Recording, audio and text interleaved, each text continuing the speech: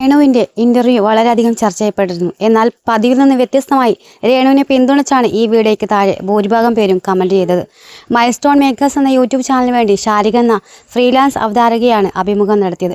ശാരികയുടെ ചോദ്യങ്ങളുടെ സ്വഭാവത്തെയും രീതിയെയും ചോദ്യം ചെയ്തുകൊണ്ടായിരുന്നു പലരും കമന്റ് ചെയ്തത്. ഇപ്പോൾ ഇതിന് മറുപടിയായിട്ട് രംഗത്തെത്തിയിരിക്കുകയാണ് താരം.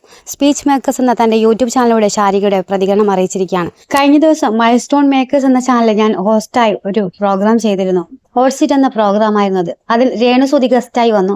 ബിക്കോസ് ഹോട്ട് സീറ്റ് എന്ന് പറഞ്ഞാൽ തീയാണ്, അതിന്റെ സിമ്പലും അതിരുന്നാൽ നമ്മൾ എപ്പോഴും പൊള്ളും, തീ തൊട്ടാൽ പൊള്ളുമല്ലേ, അതാണ് ആ പ്രോഗ്രാമിന്റെ തീം എന്ന് പറയുന്നത്. ഇതൊക്കെയാണ് രേണുസുതി എന്ന വ്യക്തിയെ ഗസ്റ്റായി ഹോസ്റ്റ് ചെയ്യുന്നത്. 2005 മെയ് 12 രേണുവിനെ വിളിക്കുന്നതെന്നാണ് ഓർമ്മ. രേണുസുതി എന്ന വ്യക്തിയെ കുറിച്ച് ആദ്യം പറയാം. ആ വ്യക്തി ചെയ്ത് റീൽസ് ചെയ്യുന്ന കാലം തൊട്ട് പച്ചക്കറി വിളിച്ചവരാണ് മലയാളികൾ. ആ കൂട്ടത്തിൽ നിങ്ങൾ എന്നെ നോക്കിക്കൊള്ളുക. ഞാൻ എന്റെ ഡിബേറ്റ് വെച്ചിട്ട് ലൈവ് വെച്ചിട്ട് എംപവറിംഗ് വുമൺ എന്ന് പറഞ്ഞ് പുകഴ്ത്തി സംസാരിച്ചിട്ടുള്ള ആളാണ്. അവരെ അവരുടെ വഴിക്ക് വിട്ടേക്ക് എന്ന് പറഞ്ഞ് വിളിച്ച് സംസാരിക്കുന്ന ആൾ. അങ്ങനെ സംസാരിച്ച ഒരു വ്യക്തിയാണ് ഞാൻ. രേണുസുതി ഞാൻ വർക്ക് ചെയ്യുന്ന ചാനലിലെ താഴെ വന്ന് താങ്ക് യു ശാരിക എന്ന് പറഞ്ഞ് കമന്റ് ചെയ്തിട്ടുണ്ട്. ഞാനും രേണുസുതിയും ഈ ഇന്റർവ്യൂസിന് മുമ്പ് തന്നെ ഫ്രണ്ട്സ് ആയിരുന്നു. അതായത് ഞങ്ങൾ തമ്മിൽ ശത്രുതയൊന്നുമില്ല. രേണുസുതിയെ തെറി പറയാത്ത ആൾക്കാരിൽ 1% പേരിൽ ഉൾപ്പെട്ട ആളാണ് ഞാൻ.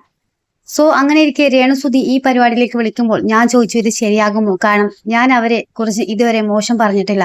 അവരുടെ പൂർണ്ണ അനുമതിയോട് കൂടിയാണ് അതിൽ ചോദിക്കുന്ന ഓരോ ചോദ്യവും. ഞാൻ അവരോട് ചോദിക്കുന്ന രീതി പ്രത്യേകം പറഞ്ഞു.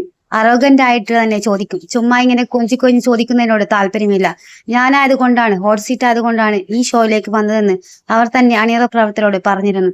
ചുരുക്കി പറഞ്ഞാൽ ഇതിലെ ഓരോ ചോദ്യവും ചോദിക്കുന്ന രീതിയും രേണുവുമായി ഡിസ്കസ് ചെയ്തതിനു ശേഷമാണ് ആങ്കർ നടത്തിയത്. ഈ ഒരു കാരണം കൊണ്ട് തന്നെ രേണുവിനോട് സ്നേഹം കൂടിയിരിക്കുകയാണ് പ്രേക്ഷകർക്കെല്ലാം തന്നെ.